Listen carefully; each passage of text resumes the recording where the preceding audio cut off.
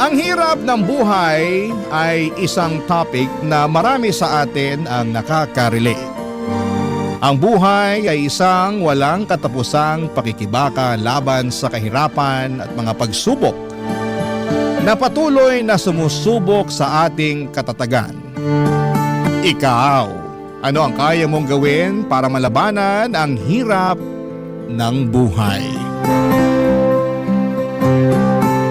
Dear Papa Dudut, magandang araw po sa inyo at sa lahat ng sumusubaybay sa Barangay LS. Ang inyong programa ay ang kasama ko sa pang-araw-araw. Tuwing nagluluto, naglalaba, naglilinis, at kahit sa mga simpleng gawain ay kasangga ko po ang Barangay LS. Kaya ako po napagdesisyonan na magsulat ng liham sa inyo dahil talagang nakaka-relate ako sa mga kwento ng buhay na napapakinggan ko sa inyong programa. Ako nga pala si Olivia. Pagdating naman po sa sarili ko ay hindi po sa pagmamayabang, pero madalas pong sinasabi ng iba na hindi daw halata sa aking itsura na mahirap ako. Ayon sa kanila, matangkad ako, maganda at maamo ang aking mukha. Pero ang hindi nila alam ay pinanganak at lumaki po ako sa isang maliit at magulo na barangay sa Tondo. Naranasan ko po ang buhay na kadalasan ay pagpaglang ang kinakain namin upang makatuwid sa pang-araw-araw. Pagpag po na siya ring hanap buhay ng aking mga magulang. Ako po ang panganay sa aming magkakapatid at dahil sa hirap ng buhay ay hindi po ako nakapagtapos ng high school. Marami po akong naranasan sa buhay na hindi ko naman ginusto. At hanggang ngayon ay naiisip ko pa rin minsan na unfair nga ang buhay. Kasi may mga tao na pinanganak na may kaya, samantalang kami ay salat na salat sa buhay. Salat na salat sa lahat ng bagay sa mundo. Habang lumalaki po ako ay aaminin ko po na napuno ako ng inggit. Tuwing nakikita ko ang mga kaedad ko na masaya at walang alalahanin. Habang ako naman ay rumaraket ng kung ano-ano para lamang makaraos. Isa po sa mga racket ko ay ang pakikipagunahan sa paghahanap ng pagpag sa madaling araw. Pati na rin ang pag-iipon ng plastik at bote at pagtanggap ng mga labada. Lahat po ng ito ay para lamang makaramdam ng kahit kaunting ginhawa sa buhay. Kaya po sobrang naaawa ko sa mga kapatid ko na parang nagiging tulad ko na rin. Nangangalakal para lamang makatawid. Minsan po ay naiisip ko kung ano ba ang kasalanan namin upang maranasan ang ganitong klase ng buhay. Pero kahit na ganoon ay hindi po ako tumigil sa pagharap sa mga hamon ng buhay. Hindi po sumagi sa isipan ko na maghanap ng regular na trabaho dahil wala po akong sapat na edukasyon. At hindi ko rin po kasi nakakamta ng tiwala sa sarili. Pero nagbago po ang lahat ng kinausap ako ng aming kapitbahay na nagtatrabaho sa isang restaurant. Sinabi po niya, may naghahanap sila ng mga waitresses at gusto niya raw akong tulungan. Doon po ako nagkaroon ng lakas ng loob na subukan at sa kabutihang palad ay natanggap po ako bilang isang waitress. Ngunit habang nagtatrabaho po ako doon ay mas lalo kong naramdaman ang kawalan ng hustisya. Bakit kahit na anong sipag at overtime ko ay parang hindi ko pa rin nararamdaman na umaangat ang buhay ko. Kaya ang tanging bagay na ipinagpapasalamat ko na lamang po ay ang wala akong anak. Sa mga panahong yon ay naiisip ko po na kung sakaling mag-aasawa ko balang araw ay gusto ko na lamang po na may kaya sa buhay ang makakasama ko. Kasi sa dami ng mga pinagdaanan at feeling ko ay deserve ko na rin ang mabigyan ng marangya at magandang buhay. Pero nagbago po ang lahat nang unti-unti akong kinausap ng aming restaurant manager na si Miguel. Alam ko po na hindi ganong kayaman si Miguel, pero sa mga oras na nagkakaroon kami ng pagkakataon na mag-usap, ang pakiramdam ko po ay parang nawawala ang lahat ng bigat sa buhay ko. Pero ni minsan po ay hindi ako naglihim kay Miguel. Sinabi ko sa kanya ang kagustuhan ko na makabingwit ng mas mayamang lalaki para makaangat sa buhay. Pero hindi ito naging sapat para tigilan niya ako sa kanyang pagpapakyut. Nang sinabi po sa akin ni Miguel na gusto niya akong ligawan, sobrang saya ko po. Pero nalilito din po ako. Kasi aaminin ko po na mahal ko siya pero pinipigilan ako ng kagustuhan ko na umangat sa buhay, Papa Dudut.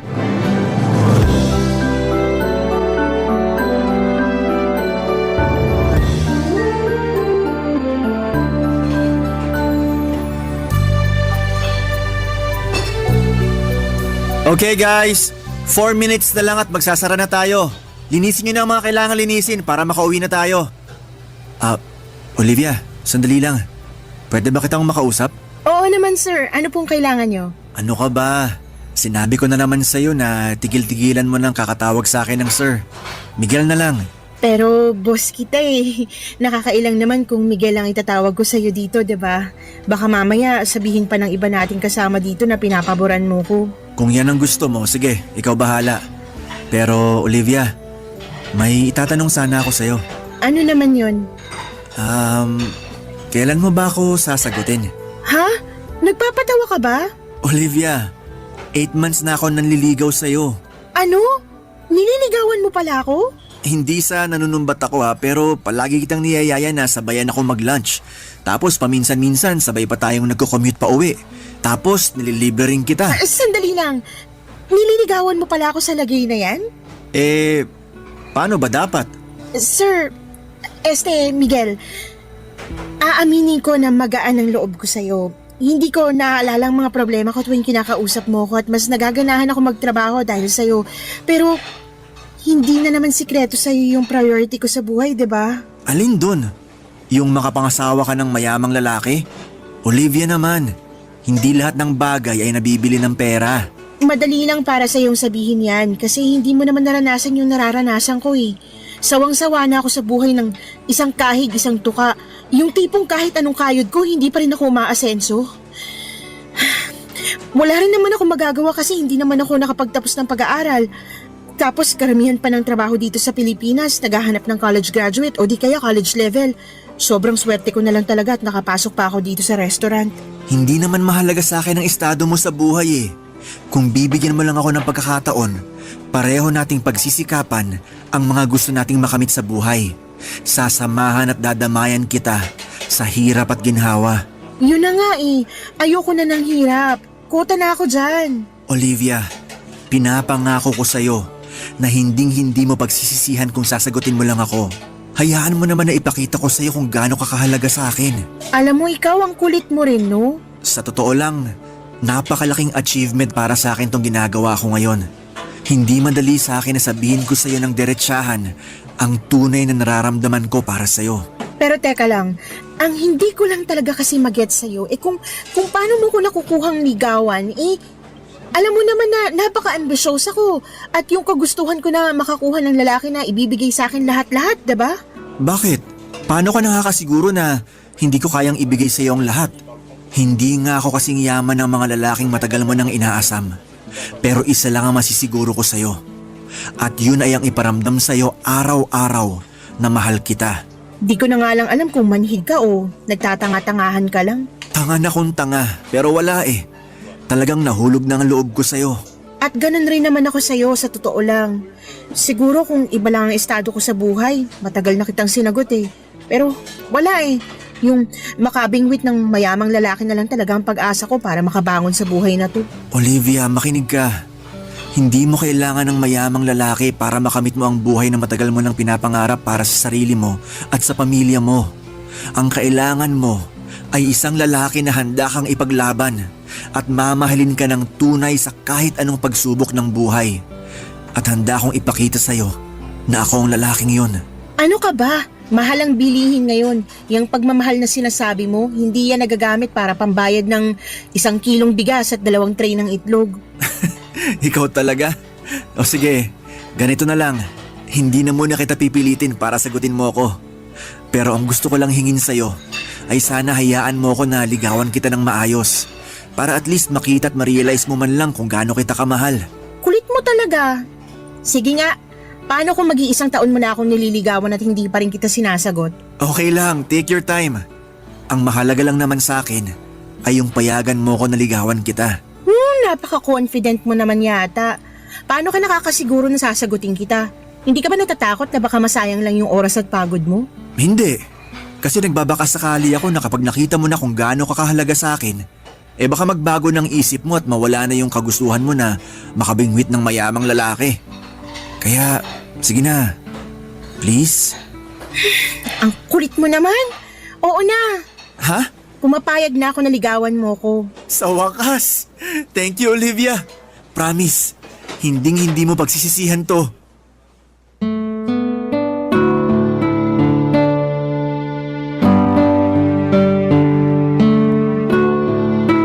Sobrang kulit ni Miguel noong araw na yon, Papa Dudut. Ewan ko ba sa kanya, harap-harapan ko na ngang sinabi sa kanya na gusto kong mag-asawa ng mayamang lalaki pero hindi pa rin niya ako tinantanan. Siguro'y nagbabaka sakali siya na habang nililigawan niya ako ay magbabago ang isip ko. At hindi siya nagkamali kasi pagkatapos ng 6 months na panliligaw ay sinagot ko na siya. Ewan ko ba? Parang iba talaga ang damdamin kapag puso na ang usapan. Kasi palaging kinokontra ng puso ang mga plano ng utak mo. Pero kahit na ganoon, Papa Dudut, ay hindi ko pinagsisihan ang desisyon ko na sagutin si Miguel. Kasi tinupad niya lahat ng pangako niya sa akin. Naramdaman ko talaga na mahal niya ako. Oo, hindi nga ganon kayaman si Miguel. Pero kahit na hindi siya mayaman ay hindi niya ako pinabayaan. Binibigyan niya ako ng pera kapag kailangan ko at kahit kami na, pakiramdam ko ay parang nililigawan niya pa rin ako. Ang sabi ko nga sa sarili ko noon na sobrang swerte ng kahit sinong babae na magkakaroon ng boyfriend na katulad ni Miguel. At sa mga panahong yon ay nasa akin ang swerte. Pagkatapos kong sagutin si Miguel ay nag-live-in kami. Si Miguel ay umuupa siya ng maliit na studio type apartment at aaminin ko, kahit maliit lang yon, malaking upgrade na yon kumpara sa bahay namin sa Tondo na butas-butas at baka matitibag na sa susunod na bagyo. Pero kahit na ganoon, naging masaya kami ni Miguel. Nagtulungan kami sa trabaho, siya bilang manager at ako bilang waitress. Akala ko ay yun na yung kapalaran ko habang buhay, pero nagbago ang lahat noong tinawagan ako ng pinsan ko na taga La Union. Bihira lang kasi siyang pumunta ng Maynila at noong dumating siya dito, ako agad ang naisip niyang tawagan. Sabi pa niya, ililibre daw niya ako basta samahan ko lamang siya, kaya syempre game na game ako. Nagpaalam ako kay Miguel at pumayag naman siya na mag-night out kami ng pinsan ko. Pero nung gabi na yon, habang nag-iikot kami ay naisipan ng pinsan ko na pumunta sa bar. Nag-inuman kami at sobrang enjoy kami. Wala kaming ibang ginawa kundi ang magchismisan tungkol sa mga kamag-anak namin. Pagkatapos ng ilang oras ay nagpaalam ang pinsan ko na pupunta raw siya sa CR kasi naparami daw ang kain niya. Kaya naiwan akong mag-isa sa table namin.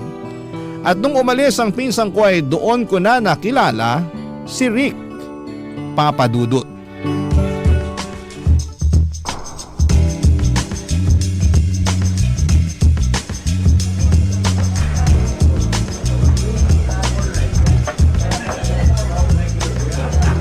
Hello, miss. Umalis na ba yung kasama mo? Ha? Sino ka? I'm sorry. Ako nga pala si Rick. Actually, kanina pa kita pinagmamasdan at gustong kausapin. Pero hindi nga lang ako makatsyempo kasi nandito yung kasama mo kanina. Pinsan ko yun. Pumunta lang ng CR yun pero babalik din yun dito maya-maya. Teka lang, sino ka ba? Ba't mo ko kinakausap? Anong kailangan mo sa akin? Miss, relax ka lang.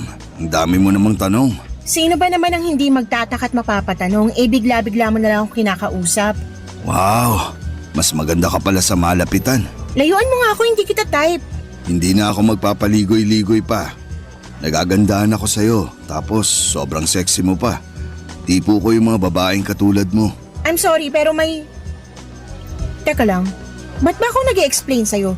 Pag sinabi kong layuan mo ko, ganun lang kasimple yun. Matuto kang tumanggap ng rejection. Ang pangit-pangit mo pero ang lakas ng loob mo ha. Diyan ka na nga. 20,000 pesos. Ha? 20,000 pesos para makasama kita ng isang buong gabi. Ano akala mo sa akin, pok-pok? Aanhin ko naman yung 20,000 mo. Sa itsura mo pa lang mukhang may nakakahawa ka ng sakit. Wala akong balak na mag-staycation sa ospital kaya maiwan na kita dyan, okay? Wala akong nakakahawang sakit. Miss, paano kung sabihin ko sa'yo na gusto kitang maging sugar baby? Sugar ano? I see. Hindi mo alam ang ibig sabihin ng sugar baby. Ipapaliwanag ko sa'yo ng maayos. Bibigyan kita ng pera from time to time. Kumbaga parang allowance. As long as gagawin mo yung mga ipapagawa ko sa'yo. Hindi lang 20,000 ang kaya kong ibigay sa'yo. Basta gawin mo lang lahat ng gusto ko. Teka lang. Kung sakasakali, ano naman yung ipapagawa mo sa akin? Anong kapalit? Sasamahan mo ako sa mga lakad ko at yun lang yun. No more, no less. Magpapasama ka sa mga lakad mo? Baka yayang hinahanap mo o di kaya caregiver. Hindi ganun yun. Pag sinabi kong lakad, I mean magda-date at magbabakasyon tayo paminsan-minsan. Kaya kitang dalhin kahit saan mo gusto. Cebu, Boracay, Siargao, Batanes, Palawan. Ikaw bahala. Pero mangyayari lang yun kung papayag kang maging sugar baby ko. Sandali nga lang, hindi ka ba nabibigla sa inaalok mo sa akin? Hindi ba parang sobra-sobra naman yata yan? Hindi ka naman mukhang mayaman. Niloloko mo lang yata ako eh. Tatapatin na kita, scam ba to? Hindi na ako nagtatrabaho. Tumatanggap na lang ako ng pera galing sa mga negosyo at pensyon ko. At kadalasan, nababagot ako sa bahay. Sa totoo lang, matagal ko na talagang balak maghanap ng sugar baby. And for the first time, nakahanap ako ng babaeng type ko. At ikaw yun. Kung ganon, sige na, pumapayag na ako. At sorry din sa mga nasabi ko kanina. Mabuti naman kung ganun. Pero may isa akong kondisyon. Ayoko na may boyfriend. So sabihin mo na sa akin ang totoo habang maaga pa. May boyfriend ka na ba?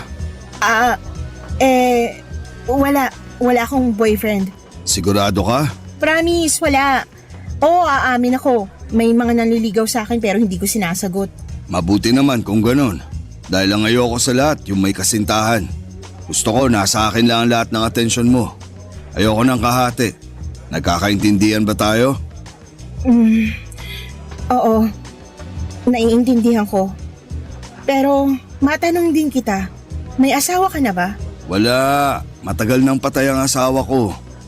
Hindi mo pa pala sinasabi sa akin pangalan mo. Ako si Olivia. Kasing ganda ng mukha mo yung pangalan mo. Bagay na bagay sa'yo. Thank you. Nga pala. Ayan. Nakasulat sa papel na yan ang number ko. I-save mo yan. Sige, ako na bahala. Pero may ipapakiusap sana ako sa'yo. Ano? Okay lang ba kung umalis ka na muna rito? Baka maabutan pa tayo ng pinsan ko eh. Sige, pagbibigyan kita sa ngayon. Pero next time, ako na ang masusunod, ha? Oo na. Antayin mo na lang yung text ko mamaya. Parang awa mo na, umalis ka na muna. Doon ka na. Pagkatapos naming mag-inuman, ang pinsang ko ay hinatid ko na siya sa maliit na kwarto na inuupahan niya ng ilang araw. Medyo lasing na siya ng mga oras na yon at ayokong may masamang mangyari sa kanya. Pinili ko rin na ilihim sa pinsan ko yung pag-uusap namin ni Rick kasi ayokong machismis sa mga kamag-anak namin lalo na at hindi ko nais na malaman nila na nakikipag-ugnayan ako sa lalaking hindi hamak na mas matanda sa akin. May tiwala naman ako sa pinsan ko pero mas mabuti na yung siguradong walang isyo o problema. Pagkatapos kong hinatid ang pinsan ko ay tinext ko kaagad si Rick at tinawagan siya. Sinundo niya ako at pumunta kami sa isang mamahaling hotel kung saan kami nagtalik. Pagkatapos noon ay binigyan niya ako ng malaking halaga ng pera. Alam ko, sinabi ko noon na matagal ko ng pangarap na magkaroon ng mayamang lalaki na magbibigay sa akin ng mga bagay na gusto ko. Pero hindi ko rin akalain na ganito pala ang pakiramdam. Mahirap pala yung pakiramdam ng pinipilit mong makisama sa isang tao kung wala ka naman talagang nararamdaman para sa kanya. Nasilaw ako sa pera. Kasi sa unang pagkakataon ay nabibili ko na mga bagay na matagal ko nang inaasam. At nakakapagpadala na rin ako ng malaking pera sa mga kapatid at magulang ko at unti-unti ko na rin napapaayos yung bahay namin sa Tondo. Pero sobra akong nakonsensya dahil pinili kong itago ang lahat ng ito kay Miguel. Mahal ko po si Miguel. Pero kay Rick ko nahanap yung marangyang buhay at pera na matagal ko nang pinapangarap. Kung pwede lang sana na iisang tao na lamang si Miguel at si Rick na mga panahon na yon, baka hindi na ako nahirapan pa. Papa Dudut. Barangay Love Stories. Barangay Love Stories. Habang tumatagal ay mas lalong naging agresibo si Rick sa akin. Parang gusto niya lahat ng mga pinapagawa niya sa akin ay natutupad kaagad. At kapag hindi ko nagagawa yung mga gusto niya ay nagagalit siya. At paminsan-minsan ay umaabot na siya sa punto ng pananakit.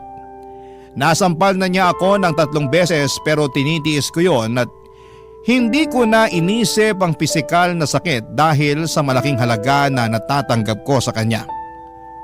Wala pong kaalam-alam si Miguel na patuloy ko pa ring pinagsasabay ang pagiging jowa niya at pagiging sugar baby ko kay Rick. Ang hirap na hatiin ang sarili ko sa 2 tao. Si Miguel mabait pa rin siya sa akin as usual at habang tumatagal ay mas lalo akong nahuhulog sa kanya. Wala akong problema sa kanya at talagang ramdam ko ang pagmamahal niya sa akin. Pero itong si Rick, siya yung sobrang nakakainis na at nakakasakal. Para bang hindi ko na siya kayang respetuhin dahil sa ugali niyang hindi na maipaliwanag. Mayaman nga siya pero mabilis magalit. Sa totoo lang, yung gwapo lang sa kanya ay yung wallet niya lang. Yung mukha at ugali niya parehong pangit. Pero sa kabila ng lahat ng yon ay pinagtiisan ko siya dahil nagagawa ko ang mga bagay na gusto kong gawin ng dahil sa perang ibinibigay niya. Pero paminsan-minsan ay nawawalan ako ng gana na replyan si Rick kaya't hindi na rin nakapagtataka na nagagalit siya. Pero isang araw ay umuwi ako kaagad pagkatapos ng shift ko habang si Miguel naman ay nag-overtime. At pagka-uwi ni Miguel sa apartment namin nawindang ako sa nakita ko. Puno ng pasa ang mukha ni Miguel. Ang takot at guilt na naramdaman ko ay hindi ko kayang ilarawan. Dito ko lang na-realize kung gaano kalaki yung problemang ginawa ko nung ikinuwento na sa akin ni Miguel ang lahat-lahat, Papa Dudut.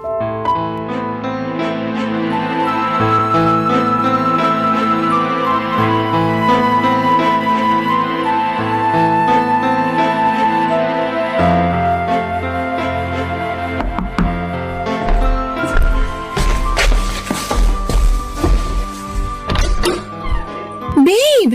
Diyos ko! Napano yung mukha mo? Sino may gawa nito sa'yo, ha? Olivia, sabihin mo nga sa akin ang totoo. May iba ka pa bang kinakasama? Wala! Ano ka ba? Bakit mo naman naitanong yan?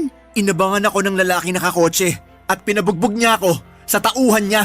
Pinagbantaan niya ako na layuan na raw kita dahil kung hindi, papatayin daw niya ako. Diyos ko! Magsalita ka, Olivia! May alam ka ba tungkol sa nangyari sa akin? Miguel, babe, I'm so sorry. Pero, Magsalita ka! babe, I'm sorry. May sugar daddy ako. Ano? Pero hindi ko lubos akalain na masasaktan ka niya. Babe, maniwala ka. Wala akong alam sa ginawa niya sa'yo. Pinagtaksilan mo ako? Nagpakababa ka para lang makuha mo yung mga luhong matagal mo nang inaasam-asam? Grabe ka naman, Miguel. Ang sakit mo naman magsalita. Tapatin mo nga ako? Minahal mo ba talaga ako? Mahal mo ba talaga ako? Oo, mahal kita, Miguel. Kung ganun, paano mo nagawa sa akin to? Kulang pa ba yung sakripisyong binibigay ko sa'yo? Kulang pa ba yung pagmamahal ko para sa'yo, ha? Wala akong nilihim sa'yo simulat sa pool, Miguel. Matagal mo nang alam yung kagustuhan kong umasenso man lang sa buhay. Oo, alam ko! Alam na alam ko yan! Kaya nga ako nasasaktan eh! Kasi umasa ako na balang araw magiging sapat din sa'yo ang pagmamahal na binibigay ko. Ano ba bang kulang sa akin, Olivia, ha? May nagawa ba akong kasalanan sa'yo para saktan mo ako ng ganito? Wala! Alam kong mahal mo ko at nararamdaman ko yun. Pero sa tingin ko panahon na siguro para Para ano? maghiwalay tayo. Miguel, baka tuluyan ka na niya pag nalaman niya na hindi pa kita hinihiwalayan. Ano? Hindi. Olivia, babe, wag mo akong hiwalayan, please lang. Makinig ka sa akin, ha? Puputulin mo na ang ugnayan mo sa lalaking yun at magpapakalayo na tayo. Yung kapatid ko na nagtatrabaho sa Cebu, pwede niya tayong tulungan. Doon tayo magsisimula ng panibagong buhay. Pero Miguel, Ano, Olivia? Bakit hindi ka makasagot, ha? Miguel, ayoko na bumalik sa buhay na sobrang salat.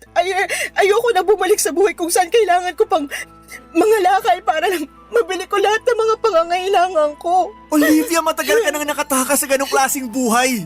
Matagal nang tapos yon. May maayos ka na trabaho ngayon at nandito na ako para tulungan ka. At isa pa, hindi naman kita pinahihirapan ah. Pero kulang, Miguel. Kulang na kulang eh. Sa tingin mo ba, sapat na yung sinasahod mo bilang manager ng restaurant at yung sinasahod ko bilang waitress? Miguel, kahit pagsama-samahin pa natin yung sinasahod natin, hindi nun matutumbasan ang pera na binibigay sa akin ni Rick. Nagmamakaawa ko sa'yo. Hiwalayan mo na ang lalaking yun. Kung nagawa niya ako ipabugbog, hindi malayong gawin niya rin to sa'yo. Olivia, aanhin mo naman yung pera niya. Kung araw-araw naman nanganganib yung buhay mo sa mga kamay ng hayop na yun. Sa totoo lang, mas pipiliin ko na lang na mamatay ako sa mga kamay niya kaysa mamatay ako sa gutom. Olivia naman, kayang-kaya kitang buhayin. At ilang beses ko na yan napatunayan sa'yo, di ba? Oo nga, tama ka. Pero paano yung pamilya ko, ha? Kaya mo bang buhayin ang mga kapatid ko? Sa akin sila umaasa, Miguel. Bala ko na i-enroll sila sa susunod na pasukan dahil gusto ko na makapagtapos sila sa pag-aaral. Ayoko na matulad sila sa akin na hindi man lang nakapagtapos ng high school at mangyayari lang yun kung patuloy kong pakikisamahan si Rick. Eh, di tutulungan kita. Magtutulungan tayo, Olivia. Pero pakiusap lang. Hiwalayan mo na ang demonyong yon. Paano mo ko matutulungan, Miguel? Yung sahod mo nga binabudget mo pa kasi natatakot ka na baka maubos agad. Aasenso rin tayo. Wala ka bang tiwala sa akin? Nagpapakapagod naman ako sa trabaho para mas lalong lumago ang savings natin ah. Pero baka uugod-ugod na tayo sa panahong lumago yung savings mo. Mahal kita. Pero ayoko na ng ganitong klaseng buhay, Miguel. Olivia, kung nagbabala ka na hiwalayan ako, please wag. Maawa ka naman sa akin. Gagawin ko ang lahat. Wag mo lang akong hiwalayan. Parang awa mo na. Kahit sobra akong nasaktan sa ginawa mo, hindi pa rin kita kayang iwan. Mahal na mahal kita, Olivia. Pagkatapos ng sinabing yon ni Miguel ay hindi ko na siya nasagot. At dali-dali akong lumabas upang tawagan si Rick. Dito ko nakumpirma ang lahat. Napag-alaman ko na nagngingit-ngit sa galit si Rick tuwing hindi ko siya nire-replyan kaagad. Kaya't inalam niya kung saan ako nagtatrabaho. Kasabay noon ay nalaman niya na si Miguel ang boyfriend ko at pareho kami ng pinagtatrabahuhan na restaurant. Hindi sinabi ni Rick kung paano niya nalaman pero malakas ang kutob ko na sa Facebook niya nakuha ang lahat ng yon. Kinilabutan ako sa mga nangyari dahil hindi ko akalain na aabot si Rick sa puntong halos patayin na niya si Miguel, Papa Dudut. Sa totoo lang, sobra akong nag-guilty sa mga nangyaring yon. Mahal ko pa rin si Miguel pero hindi ko kayang bitawan ang marangyang buhay na ibinibigay sa akin ni Rick. Sa kabila ng lahat ay pinagpatuloy pa rin namin ni Miguel ang relasyon namin at nakikita ko sa mga mata at kilos ni Miguel na mahal niya pa rin ako. Pero ramdam ko rin kung gaano siya kalungkot at nadismaya sa desisyon kong ipagpatuloy ang ugnayan ko kay Rick. Bumili siya ng mga gamit na pang self-defense para sa aming dalawa tulad ng pepper spray at taser. Kitang-kita ko kung gaano siya ka-traumatize at sa mga panahong yon ay hindi ko matanggap na siya pa ang nagkakaroon ng ganitong takot at pangamba dahil lamang sa mga naging desisyon ko. At sa takot ko na baka balikan ni Rick si Miguel ay nagsinungaling ako at sinabi ko kay Rick na hindi na ako makikipagkita kay Miguel at mukhang naniwala naman siya. Para makabawi ako kay Miguel ay binilhan ko siya ng mga paborito niyang gamit, mga bagay na sa tingin ko'y magpapasaya sa kanya kahit papaano. Pero hindi niya tinanggap ang mga ito, siguro dahil alam niya na pera ni Rick ang pinambili ko dito. Patuloy pa rin siya sa pagkumbinsi sa akin na sumama sa kanya sa Cebu para makapag-umpisa kaming muli at makalimutan naming pareho ang lahat ng mga nangyari. Pero nag-alinlangan ako na pumunta ng Cebu kasi kahit mahal ko si Miguel, ay naibibigay naman ni Rick sa akin lahat ng gusto ko dito sa Maynila. At hindi ko alam noon ay may isa pang mangyayaring mas mahirap at mas masakit pa kesa sa lahat ng ito. Ang mga desisyon ko ay magdudulot pa ng mas malalim na sugat sa aking puso at buhay. At hindi ko pa noon alam kung paano ko haharapin ang mga pagsubok na darating sa akin, Papa Dudut.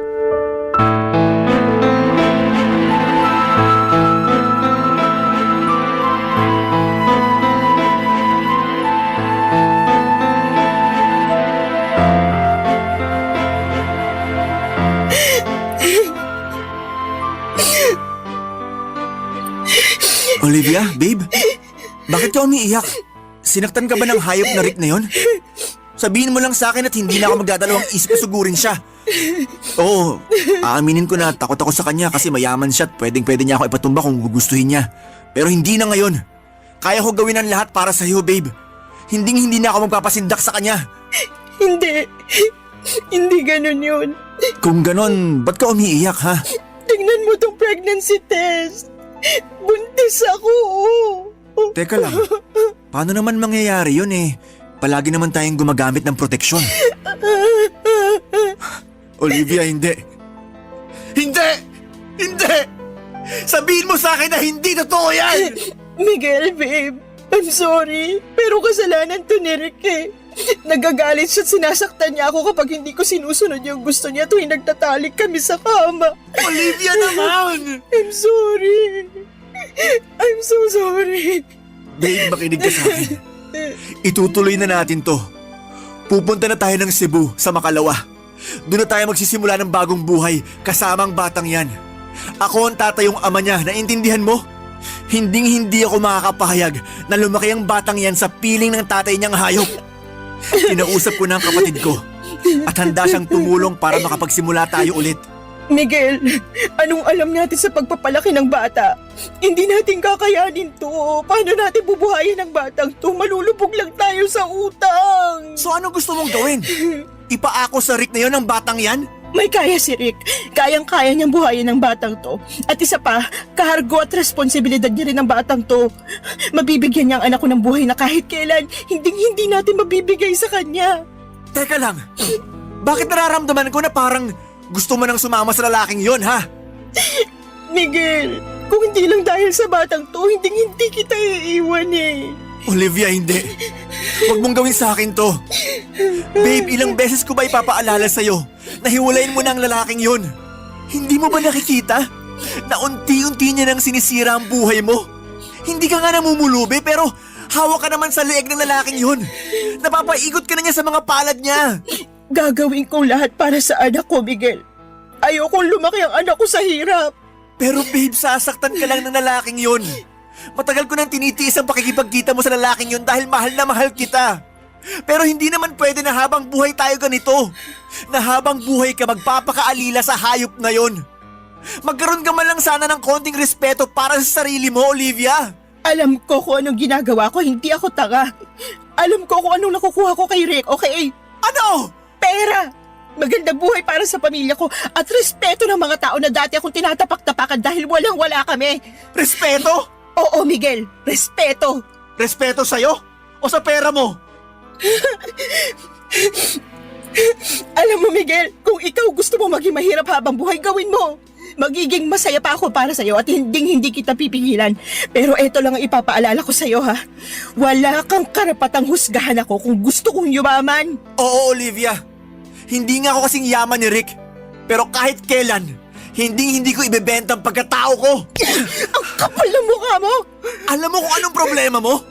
Hindi mo na alam ang ibig sabihin ng totoong pagmamahal.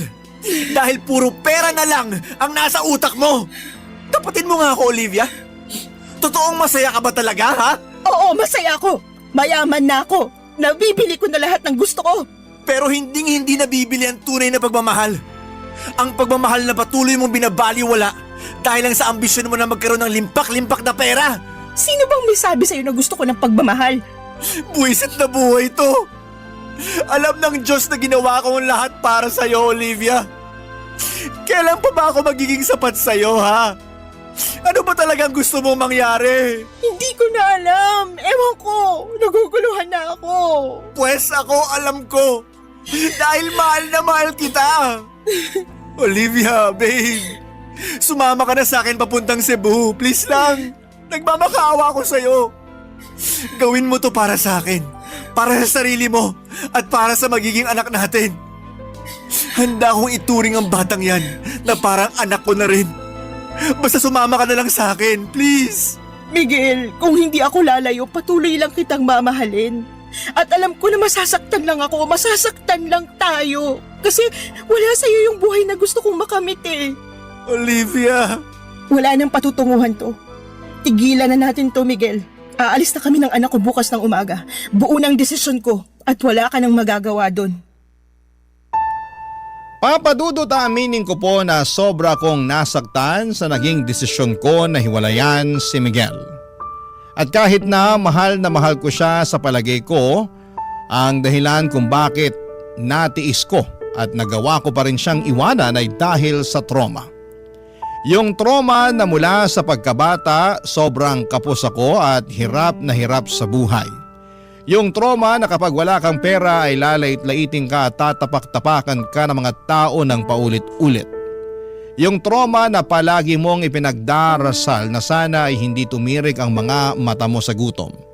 Na sana kahit papaano ay may makain ka. Yung trauma na hindi ka na nandidiri sa pagpag dahil eto na ang nakasanayan mong kainin. Oo, minahal ko si Miguel ngunit hindi ako nakontento sa buhay bilang waitress. Hindi naging sapat ang pagmamahal niya para makontento ako sa kinakalagyan ko. Siguro kung naging kasing yaman lang ni Miguel si Rick ay hindi ko na siya nagawang hiwalayan pa. Pero wala eh. Hindi sapat ang kinikita ni Miguel bilang manager ng isang restaurant para mabigyan ako ng maginhawang buhay. At ako naman ay pagod na sa pagiging silbidora. Kung sakali man na sasama ko kay Miguel papunta ng Cebu ay ganon pa rin ang mangyayari. Kakailanganin ko pa rin na magtrabaho para lamang matustusan ang pang-araw-araw namin, lalo na ngayon na may anak na ako. Siguro po noong gabing hiniwalayan ko siya ay sobra akong nataranta dahil napag-alaman kong buntis ako. Sobrang daming tanong ang bumabagabag sa isipan ko ng mga panahong yon. Ang paulit-ulit na tumatakbo sa isip ko noong mga panahong yon ay kung paano ko mabibigyan ng magandang buhay ang magiging anak ko. Ang nasa isip ko lang noon ay bahala na kung saktan ako ni Rick. Basta maging maayos lang ang buhay ng anak ko. Ayokong ipalaglag ang bata at mas lalong ayoko na mabuhay siya na nakakaranas ng hirap na naranasan ko. Ayoko siyang lumaking salat sa buhay. Yan po ang naging dahilan kung bakit nagawa kong iwan si Miguel. Noong madaling araw po ay tahimik akong lumabas ng apartment ni Miguel, dala ang isang malaking maleta at tinawagan ko si Rick.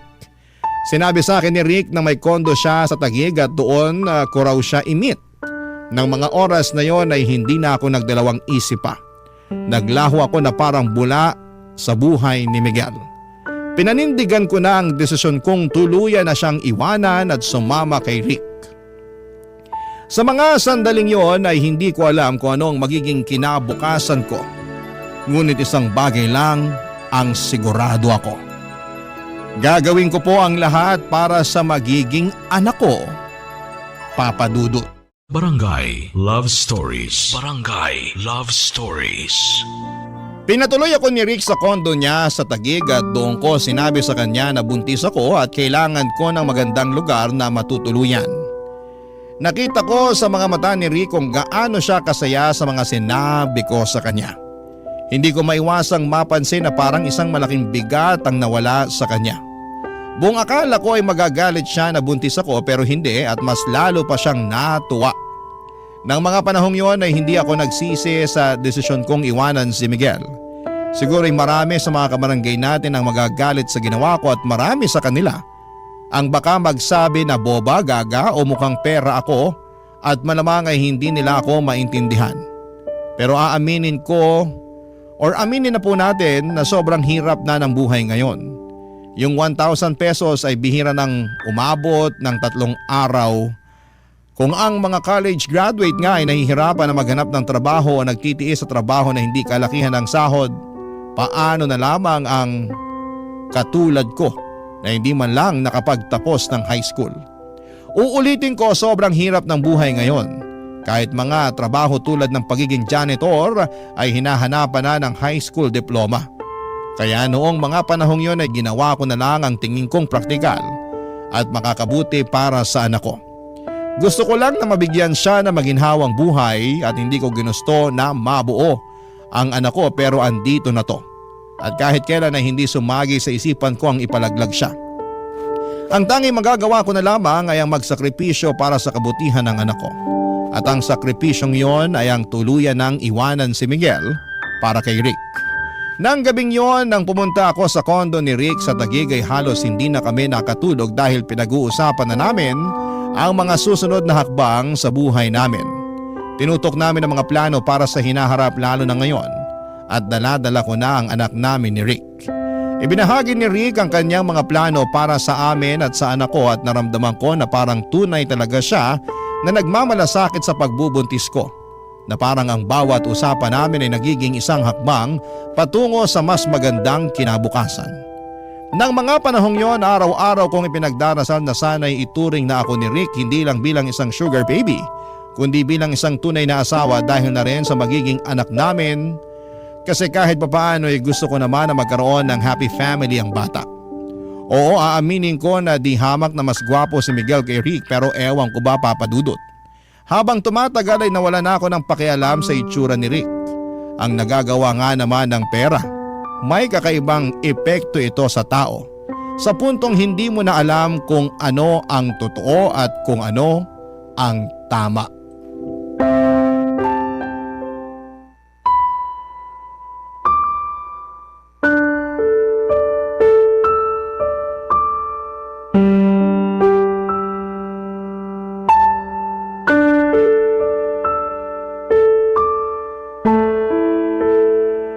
Mabuti na lang talaga at pinaalam mo kaagad sa akin na buntis ka. Oo, at alam ko rin naman na mabibigyan mo ng magandang kinabukasan tong batang to eh. Exactly. Kaya tama lang ang desisyon mo na lapitan ako. Alam mo, sa totoo lang, hindi ko talaga inaasahan na mabubuo tong bata na to. Pero wala na akong magagawa kaya sana tulungan mo ko.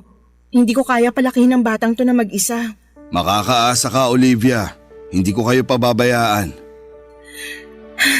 Salamat naman. Huwag ka na masyadong mag-alala. Makakasama sa'yo yan. Pero sandali lang, Rick. Paano nang magiging setup natin ngayon?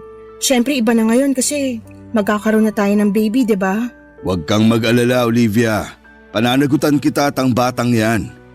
Aalagaan kita hanggang sa mga anak ka. Dito na kayo ni baby titira sa kondo. Solong-solo nyo na ang kondo na to. Ha? Kami? Bakit ikaw? Hindi ka ba titira dito kasama namin? Yung mga negosyo ko kasi paminsan-minsan. Alam mo naman, kailangan asikasuhin. Kaya huwag ka na magtaka kung may mga panahon na madaling araw na ako makakauwi dito. O di kaya may mga araw na hindi na ako matutulog dito. Ganun ba? Sayang naman. Gusto ko sanang nandito ka palagi para maasikaso natin pareho si baby eh. Huwag ka nang mag-alala. Alam mo naman siguro na sa negosyo ko nang gagaling ang limpak-limpak na pera na binibigay ko sa'yo, di ba? Paano na tayo kung babaliwalain ko ang mga negosyo ko? Yung pension mo, hindi pa ba sapat yun? Ano ka ba? Baril lang yung pension ko kumpara sa mga kinikita ko sa mga negosyo ko. Sige, ikaw nang bahala. Basta yung sustento ko ha. Ako na bahala doon. Sa katunayan yan, Mas lalakihan ko pa ang binibigay kong pera sa'yo dahil buntis ka. Hindi ka pwedeng ma-stress. At gusto ko na nabibili mo lahat ng mga gusto mo para sa magiging baby natin. At syempre, para na rin sa sarili mo. The best ka talaga. Pero sandali lang. Sigurado ka ba na hindi na kayo nagkikita ng Miguel na yon? Ha? Bakit mo naman naitanong yan? Naninigurado lang. Kasi sa susunod na makita ko pa yung lalaki na yan na aaligid-aligid sa'yo, hindi na ako magdadalawang isip na tuluyan yun. Sinasabi ko sa'yo. Ano ka ba naman, Rick? Matagal na kaming tapos ni Miguel. Simula nung ipabugbog mo siya, hindi ko na siya nilapitan at agad-agad na ako nakipaghiwalay sa kanya. Siguraduhin mo lang, Olivia. Kasi kapag nalaman ko na nagsisinungaling ka, tatamaan ka sa akin. Ito naman sobrang seloso. Promise, kahit tingnan mo pa tong cellphone ko, wala kang makikita na kahit ano tungkol kay Miguel kasi matagal na kaming wala. Mabuti naman kung ganun. Ay, wag na nga natin pag-usapan yun. Nandito na ako, 'di ba? Sayong-sayo na ako, tulad ng matagal mo nang gusto. Teka lang, saan ka nga pala tumutuloy nung naghiwalay kayo ng Miguel na yon? Pinapangako ko sa'yo, Olivia. Tatamaan kayo pareho ng lalaking yun sa akin kapag nalaman ko na niloloko mo lang ako. Ano ka ba? Oo sige, aaminin ko. Kay Miguel ako tumitira nung kami pa. Pero nung naghiwalay na kami, doon na ako sa pinsan ko sa Novaliches nakikitira. Siguraduhin mo lang na totoo yung mga sinasabi mo. Dahil ang ayoko sa lahat, yung pinaglalaruan ako. Payakap nga. Eto naman sobrang seloso. Pinapangako at sinisiguro ko sa'yo na hindi na kita bibigyan ng rason para magselos pa. Sige na, okay na. Naniniwala na ako sa'yo. Nga pala. Oh, etong allowance mo. 40,000? Para saan to? Kung dati, once or twice a week lang kita binibigyan ng pera, pues, ngayon masanay ka na araw-araw na kitang bibigyan ng pera. Iba na ang sitwasyon ngayon. May anak na tayo at gaya nga ng sinabi ko, ayokong nasistress ka. Ibang klase ka talaga. Amazing. Walang makakatalo. Ano kayang gagawin ko dito? Ay, alam ko na. Mamimili ako ng mga gamit ng bata. Crib, baby bottles, lampin, lahat-lahat na. Sumama ka na kaya sa akin? Nako, ikaw na lang. May kailangan pa akong asikasuhin bukas. Ay, ano ba yan? Bukas ka agad? Ipagpaliban mo na muna yan. Sige na naman Sumahan mo naman ako. Ang kulit mo naman! Sinabi ng busy ako eh. Sige na, huwag ka na makulit. Sige na nga, hindi na kita pipilitin. Sorry kung napagtasan kita ng boses. Sa susunod kasi, huwag ka na makulit. Sige, ganito na lang. Babawi ako sa'yo. Pupunta tayo ng Baguio this weekend. Okay ba yon? Natuloy kami sa Baguio noong weekend na yon, Papa Dudut. Eto na yon. Eto na mismo ang buhay na matagal ko nang pinapangarap, yung buhay na kaya kong bilhin ng lahat ng nakikita ng mga mata ko. Yung makapunta sa mga lugar na hindi ko pa nararating noon. Yung wala akong ibang iniintindi kundi ang mag-enjoy at mag-explore. Pero kahit nakuha ko na ang buhay na gusto ko ay bakit ganon? Bakit parang may kulang pa rin? Sa totoo lang, dapat ay masaya ako dahil hindi ko na kailangang mag-alala tungkol sa pagbubuntis ko. Kasi sa wakas ay maibibigay ko na sa anak ko ang lahat ng gusto at pangangailangan niya. Pero sa kabila ng lahat ng ito ay para bang may isang malaking bagay na kulang pa rin. Siguro nga dahil magkaibang ang pakikitungo sa akin ni Miguel kumpara kay Rick. Noong nagtatrabaho pa ako bilang waitress, palagi akong inaasikaso ni Miguel. Siya pa yung nagluluto ng almusal namin at siya rin ang naglilinis ng bahay para hindi na ako mapagod. Samantalang si Rick ay palaging wala sa kondo at ang ginagawa lang niya ay ang magbigay sa akin ng pera. Sa totoo lang, nagsimula na akong makaramdam ng pagkabagot. Wala akong ibang makausap sa kondo kundi ang sarili ko. Lagi na lamang ako nanonood ng TV o nagsiselfone pero ng mga panahong yon. Okay na rin sa akin na wala si Rick sa kondo kasi sabi niya, inaasikaso raw niya ang mga negosyo niya. Kung wala nga ang mga negosyo na yon, hindi rin ako mabibigyan ng malalaking halaga ng pera kaya okay na lang sa akin. Hanggang isang araw noong dinalaw ko ni Rick at sa kondo siya natulog, may napansin akong umiilaw. Cellphone pala niya yon at sunod-sunod na dumating ang mga text messages. Hindi ko alam ang password ng cellphone ni Rick pero sa lock screen ay malinaw na nakikita ko ang mga mensahe mula sa isang number na patuloy na tinatanong kung kailan siya uuwi at kung bakit hindi siya nagre-reply. Habang binabasa ko yon ay unti-unti akong nabigla at naguluhan. Para bang may malaking tinik na pumasok sa dibdib ko. Ang pakiramdam ko ay bigla akong napuno ng sama ng loob at galit. Sa sobrang pagkabigla